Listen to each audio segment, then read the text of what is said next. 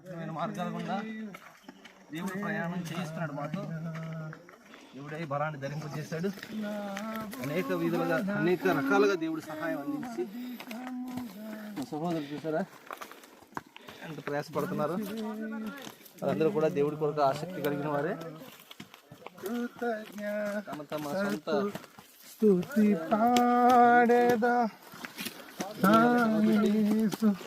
దేవుడి వాక్యం అందాలనే ఉద్దేశంతో కలిగిన యవనస్తులు అందరూ